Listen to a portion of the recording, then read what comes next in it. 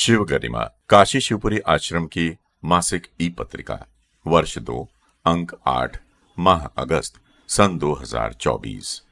आशीर्वाद परम पूज्य परमहंस स्वामी सुगंधेश्वरानंद राजयोगी प्रभुपा।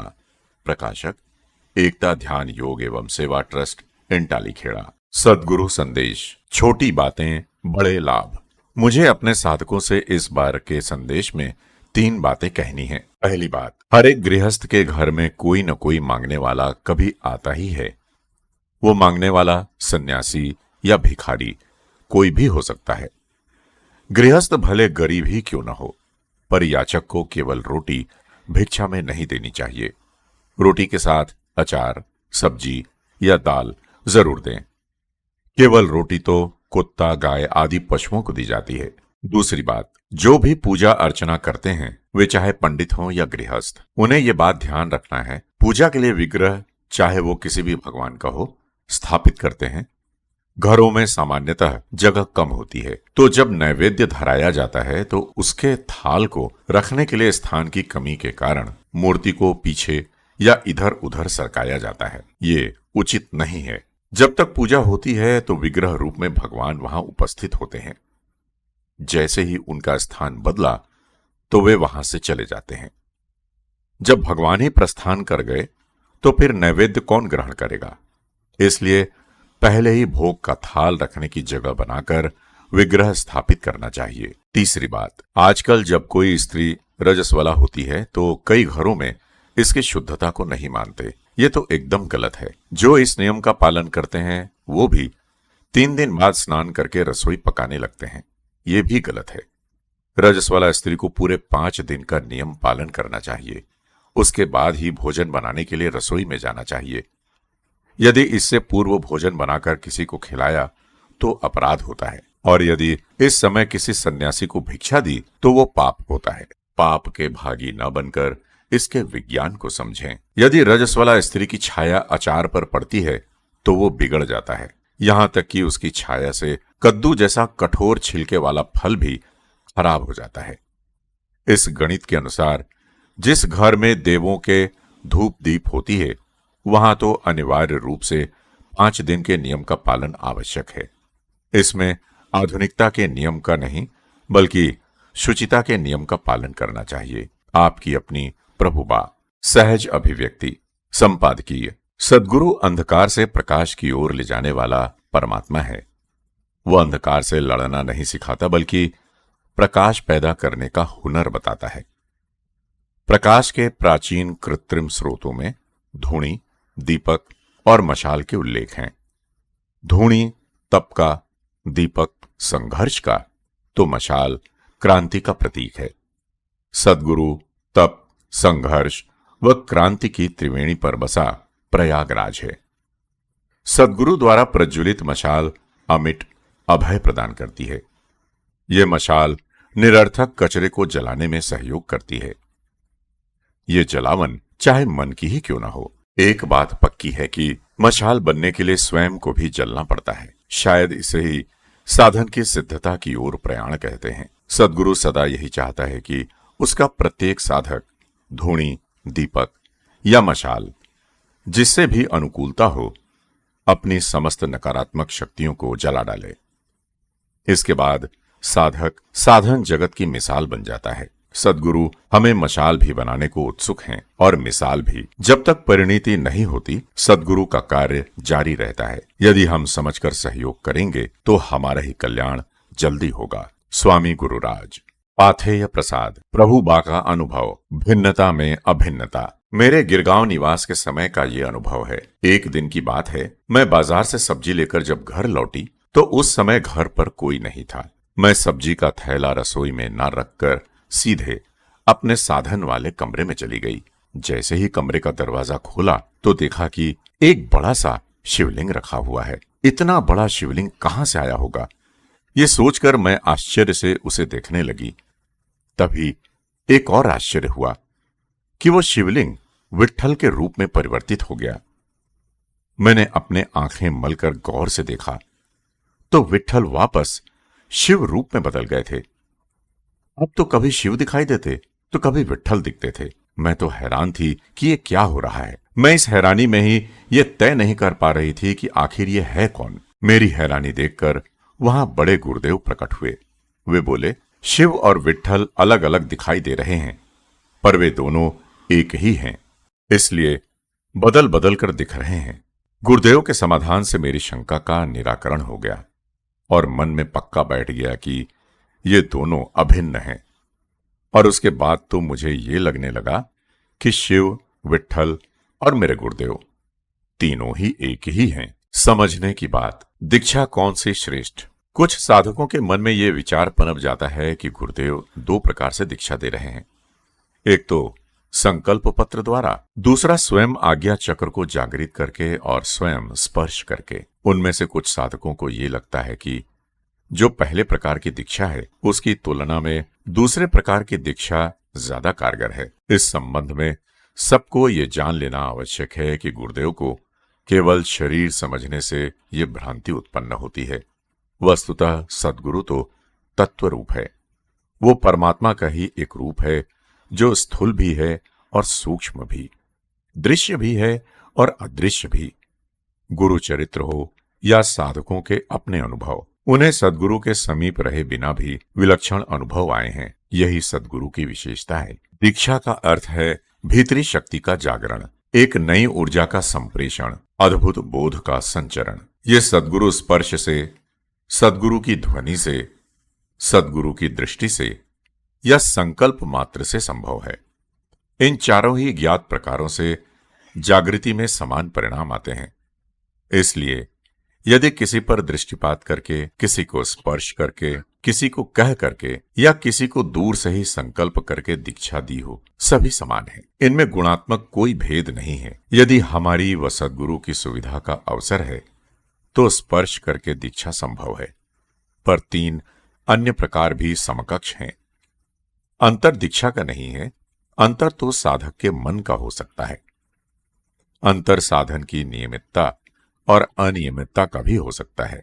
इन प्रकारों में कोई अंतर नहीं है। ये तो सद्गुरु की मौज और सुविधा की उपलब्धता के प्रकार हैं। जिन्हें संकल्प पत्र से दीक्षा हुई और साधन सही है तो एक बार भी सद्गुरु के साक्षात दर्शन न करने पर भी श्रेष्ठ अनुभव आते हैं। यदि स्पर्श करके दीक्षा हुई है और साधन ठीक नहीं है तो गहराई संभव नहीं है। परिणाम प्रकार पर नहीं, हमारे विश्वास व साधन पर निर्भर है। यदि फिर भी मन के किसी कोने में शंका का कोई बीज रह जाए तो सबको जानकारी होनी चाहिए कि स्वयं अपने गुरुदेव राजयोगी प्रभुबा को भी संकल्प पत्र से ही दीक्षा हुई है।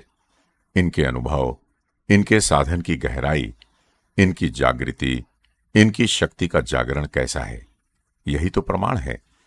यदि दीक्षा के प्रकारों में भेद या ऊंच नीच होती तो परंपरा में इन विधियों का प्रचलन कैसे होता। इसलिए हम व्यर्थ की बातों के बजाय अर्थ की बातें सोचें, प्रेम व नियम से साधन करें, सबको मंजिल मिलेगी। साधन संपदा। कुंडलिनी योग।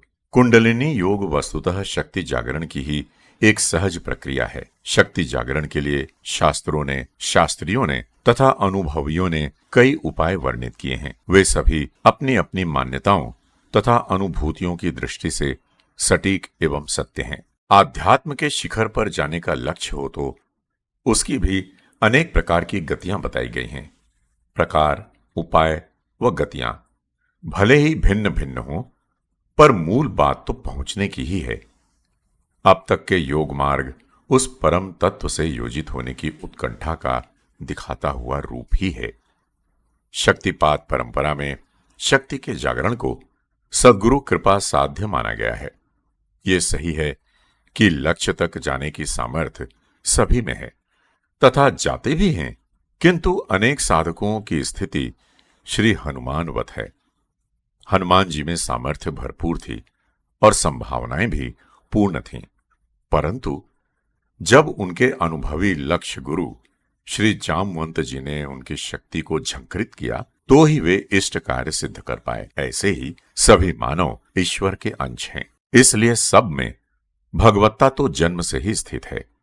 उस शक्ति को, उस अनुभूति को, उस भाव दशा को, उस ललक को सद्गुरु जब किसी उपयुक्त विधि से जागृत करते हैं तब जीवन के इष्ट कार्य स्वतः संपन्न होने लगते हैं। दत्त परंपरा से पोषित तथा परम पूज्य राजाधिराज योगीराज श्री सद्गुरु गुलवणी जी महाराज के आशीर्वाद के उत्पाद वासुदेव कुटुंब को इसके प्रणेता परम पूज्य परमहंस राजयोगी प्रभुपा ने एक ऐसा ही साधक समुदाय बनाया है जो सद्गुरु कृपा से साधन के सोपानों का पथिक है। शक्ति जागरण में कुंडलिनी की भूमिका ही प्रधान है। सद्गुरु परमहंस प्रभुपा बताते हैं कि कुंडलिनी केसर के रंग सी रंगी हुई सर्पिणी स्वरूप है जो मेरुदंड के अंतिम सिरे पर अवस्थित है। ये कुंडलिनी आकार से भी सर्पिणी है तो स्वभाव से भी।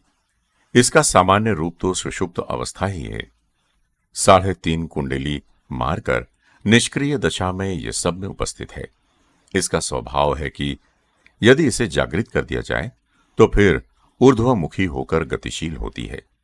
यह जितनी मात्रा में सक्रिय होगी उतनी ही इसकी गति भी होगी। इसे शक्ति का स्वरूप ही माना गया है। वस्तुतः सुषुप्त होने की दशा में वह नाम से तो शक्ति ही है, पर जागृत होकर यह काम से भी शक्ति बन जाती है। इस शक्ति को जागृत करने का भी अद्भुत तरीका है।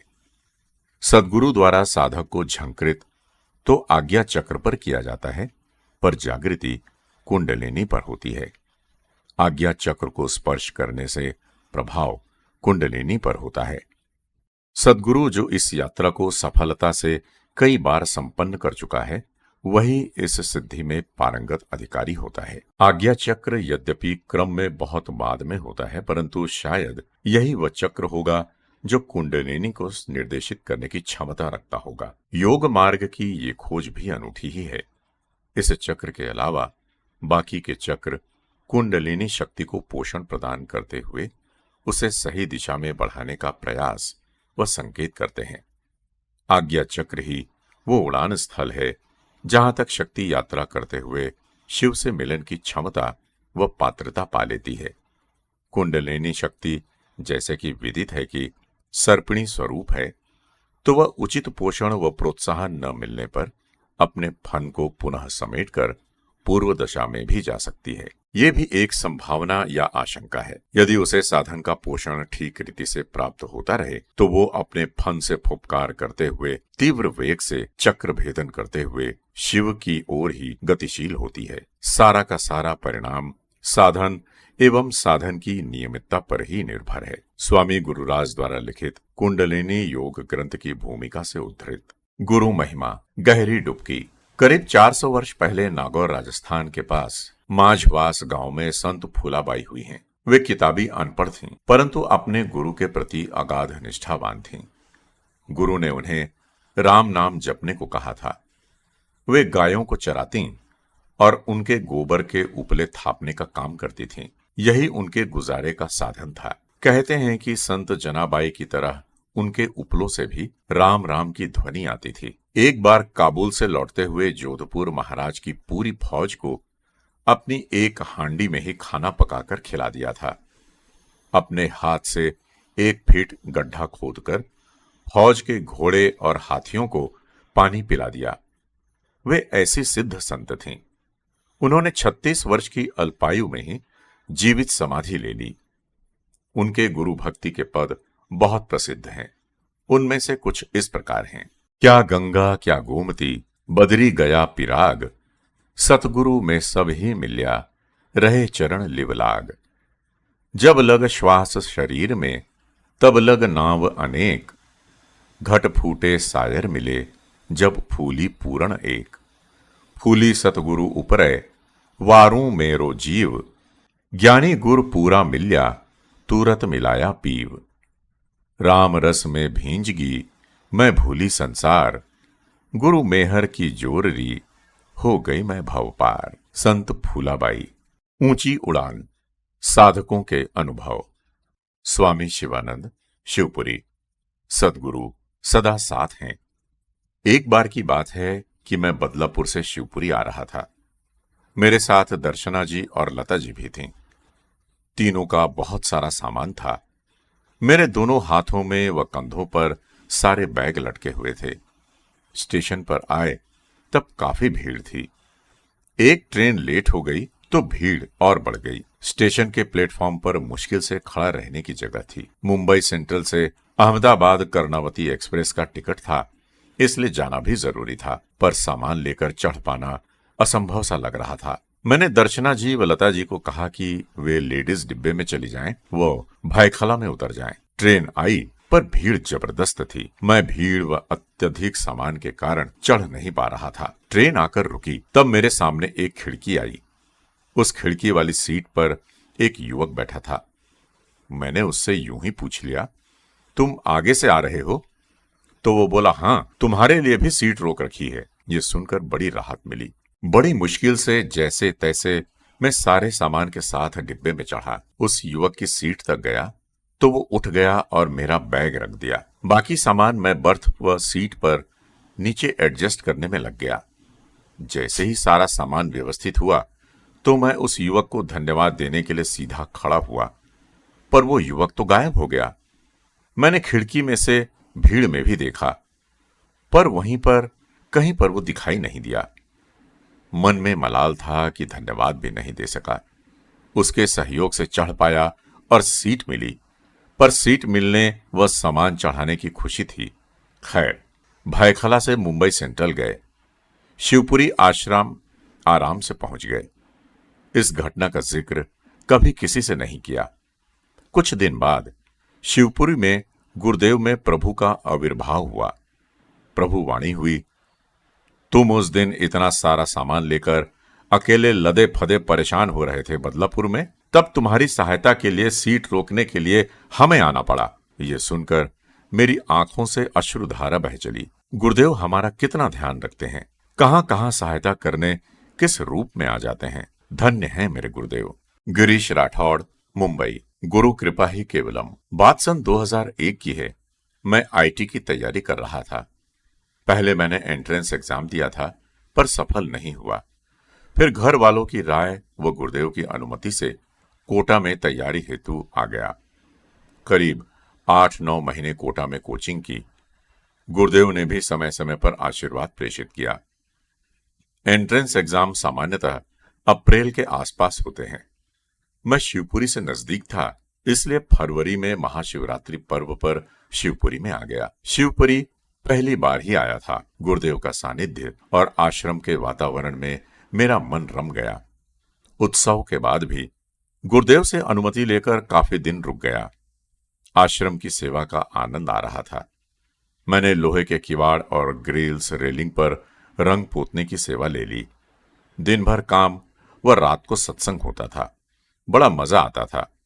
आश्रम के साधक खाली समय में बातें करते थे। तो मैंने बताया कि मैं आईटी की तैयारी कर रहा हूं तथा मेरा मन है कि मेरा चयन भी हो और मुंबई आईटी में प्रवेश हो जाए, ताकि गुरुदेव बदलापुर आवें तो मैं दर्शन सत्संग के लिए आसानी से जा सकूं। परीक्षा की तिथि पास आ रही थी। गुरुदेव से निवेदन किया तो बोले, ठीक है, आप सफल हो जाएंगे। मेरे मन में एक ही भय था कि 15-20 दिन से मैं शिवपुरी में हूं और इन दिनों जो चैप्टर कोटा में कंप्लीट कराए गए उनका अंक भार करीब 15 से 20 रहता है। वो मैंने नहीं पढ़ा तो चयन कैसे होगा। फिर भी गुरुदेव के आशीर्वाद पर विश्वास था। गुरुदेव ने कोटा लौटने को कहा। वहां सभी साथी कहने लगे, ये क्या किया, इतने दिन गायब हो गए। जो महत्वपूर्ण चैप्टर था वो तुम्हारा छूट गया। फिर परीक्षा हुई और मैंने परीक्षा दी। पेपर बहुत अच्छा हुआ। आश्चर्य था कि गत 20 सालों से जो चैप्टर को मैंने नहीं पढ़ा उसमें से 15 से 20 नंबर के प्रश्न आते ही थे, पर उस साल उसमें से एक भी प्रश्न नहीं आया। परिणाम आने पर मेरी 209वीं रैंक आई। ये बहुत बड़ी बात थी। मैंने फॉर्म भरा, उसमें मुंबई मिल गया। ब्रांच और कॉलेज भी मनचाहे मिल गए। परीक्षा में जो नहीं पढ़ा था वो भी नहीं आया। ये कितनी कृपा रही गुरुदेव की। मैं तो सपरिवार गुरुदेव का आभारी हूँ। श्री धवल सोनी, हाल, नागपुर। गुरु कृपा ही सर्वश्रेष्ठ है। मैं गत 1-1.5 साल से एक चर्म रोग से ग्रसित हूँ, जिसे चिकित्सकीय भाषा में सोराइसिस कहते हैं। चिंता के कारण मैंने अलग अलग समय में करीब दर्जनों डॉक्टर से संपर्क किया। उनकी सलाह ली, दवा की। इसमें ही हजारों रुपए खर्च हो गए, पर कोई फर्क नहीं पड़ा, बल्कि रोग का प्रकोप बढ़ ही रहा था। गुरुदेव को जब यह ज्ञात हुआ तो वे देखकर बोले, चिंता मत करना। लेकिन नादानी व रोग संबंधी सुनी सुनाई जानकारी के आधार पर मेरी सोच में न जाने कैसे आया कि शायद गुरुदेव इस बीमारी और उसकी गंभीरता को जान नहीं पाए हैं। यूं गुरुदेव पर पूरा विश्वास है, पर जब खुद पर बीतती है तो अनेक प्रकार की शंकाएं जन्म ले लेती हैं। यही मानवीय कमजोरी है। मेरी इस धारणा के पीछे एक कारण ये भी था कि जितने भी डॉक्टरों से मैं मिला, सब ने बीमारी की गंभीरता बताते हुए यही कहा कि बीमारी लाइलाज है, अभी भी इसके इलाज पर शोध चल रहा है। और मेडिकल ग्राउंड पर यह बात सही भी है। कुछ समय पूर्व गुरुदेव का बदलापुर प्रवास था। मुझे भी पूरे समय गुरुदेव के सानिध्य में रहने का सौभाग्य मिला। तब भी रोज गुरुदेव मेरी इस बीमारी के बारे में पूछताछ करते रहे। मैं भी उन्हें विवरण बताता रहा। जब गुरु पूर्णिमा की साप्ताहिकी शिवपुरी में 12 जुलाई से प्रारंभ हुई तो पहले ही दिन गुरुदेव ने सहसा पूछा, बीमारी में कोई राहत मिली? मैंने कहा, गुरुदेव, राहत तो नहीं, पर आफत बढ़ती जा रही है। जैसा मेरा अब तक का स्वभाव रहा है, मैंने फिर से पूरे इलाज का विवरण सुना दिया। अगले दिन गुरुदेव ने कहा, तुमने बहुत डॉक्टरों को बता दिया, बहुत प्रकार से इलाज ले लिए, अब मैं कहूं वही मानना हो तो मैं कुछ बताऊं। मेरे लिए तो यह वरदान था और पूर्व की शंकाओं के निस्तारण का अवसर भी था। मैंने तत्काल हामी भर ली। गुरुदेव ने बड़ी साधारण सी बातें बताई। रोज सुबह शाम कॉफी पीना, दिन भर इलायची चबाते रहना, इससे पूर्व में ली गई सारी दवाओं के दुष्प्रभाव खत्म हो जाएंगे। 2 दिन तक ये किया तो 5वें दिन गुरुदेव ने कहा, अब 2 दिन के लिए जहां पर बीमारी के लक्षण हैं, वहां 1-1 घंटे के लिए खट्टी छाछ लगाओ। 2 दिन ये प्रयोग करते ही स्कल्प से सारी चमड़ी निकलने लगी। करीब 100 ग्राम के लगभग रोगग्रस्त चमड़ी निकली। इसके बाद गुरुदेव ने कैंडिड बी लोशन लगाने को कहा। जैसे ही कैंडिड बी की बात आई, मेरा नादान मन फिर अपनी होशियारी बताने को मचल उठा। मैं बोला, ये लोशन तो मैं 3-4 महीनों तक इस्तेमाल कर चुका हूँ, ये बेअसर रहा है। गुरुदेव ने मेरी नादानी पर ध्यान न देकर आदेशात्मक रूप से कहा, मैं जो कहती हूँ वो कर। मैंने फिर अपने मन को धमकाया और वो लोशन लगाने लगा। अभी 2 सप्ताह ही हुए हैं और मेरे स्कल्प में उस बीमारी का अंश भी नहीं बचा है। गुरुदेव ने साधक बंधु डॉक्टर अनिल पटेल से कहकर कुछ होम्योपैथिक दवाई भी दी। जो काम डॉक्टरों के द्वारा 1-1.5 साल में नहीं हो पा रहा था, वो गुरुदेव ने सहज ही हल कर दिया। मुझे स्वभाववश लगना चाहिए था कि ये छाछ का, लोशन का, कॉफी का या दवा का प्रभाव हुआ होगा, पर अब मेरी समझ में आया कि दवाई अपनी जगह है, पर गुरु कृपा सर्वश्रेष्ठ है। न जाने कितनी प्रार्थनाएं मेरे गुरुदेव ने गुरु परंपरा से मेरे लिए की होगी, न जाने कितने संकल्प किए होंगे।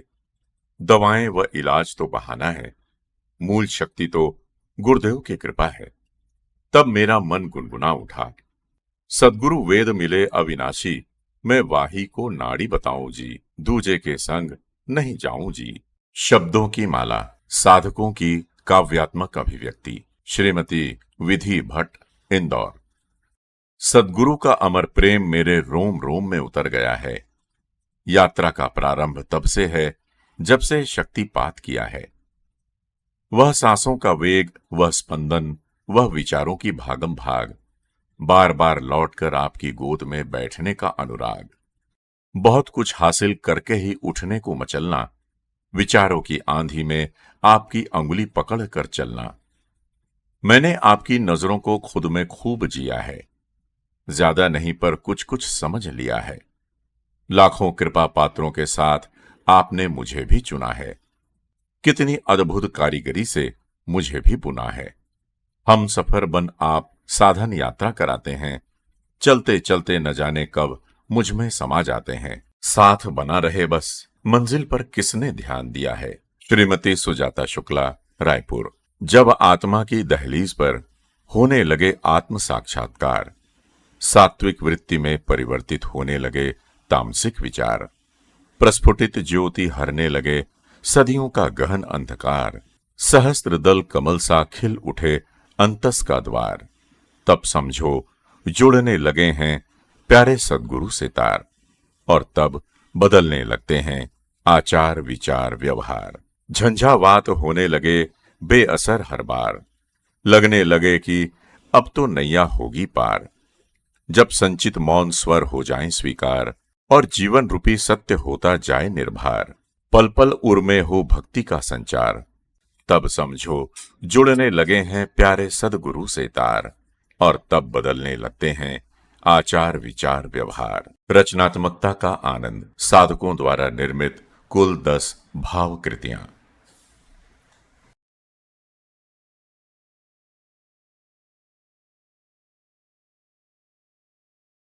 सम्मतियां। बात कहां तक पहुंची।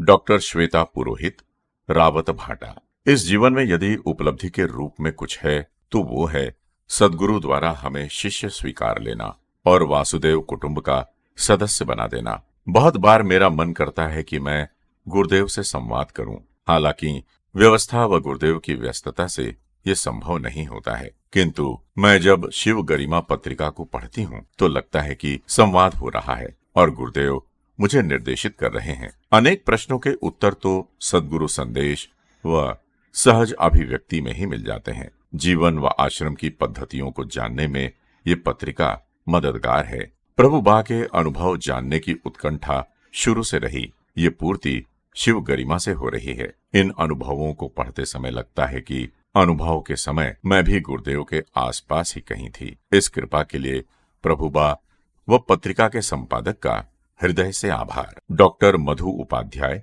शिवपुरी। शिव गरिमा का जुलाई अंक बहुत अच्छा लगा। गुरुदेव का अनुभव अभाव पर भाव भारी अत्यंत प्रेरक है।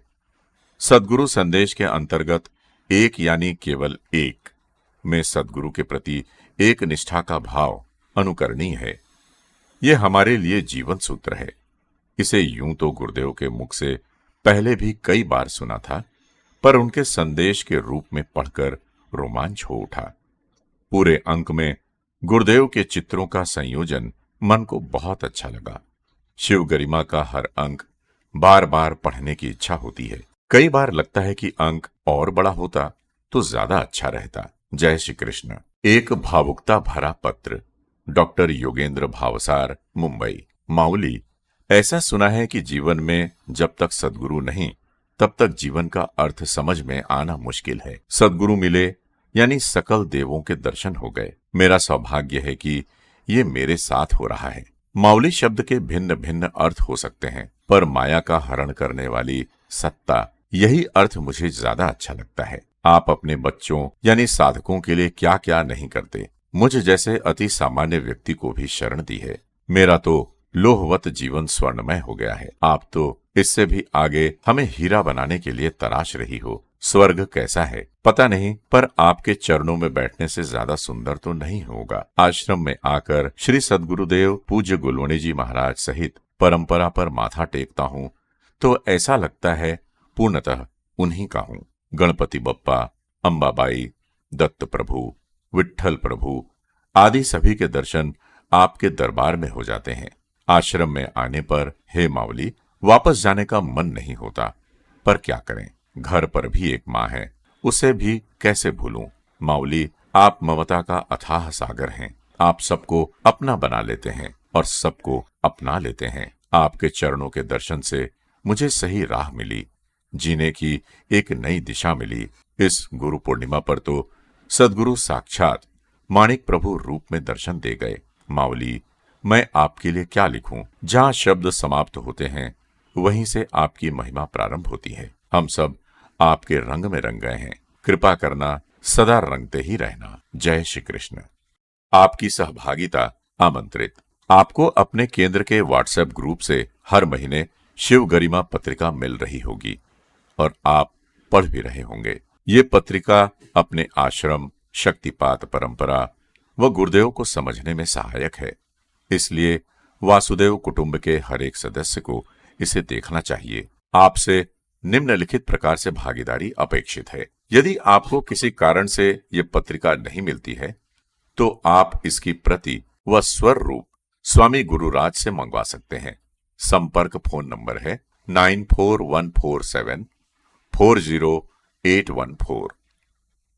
दूसरा नंबर है 8302694012।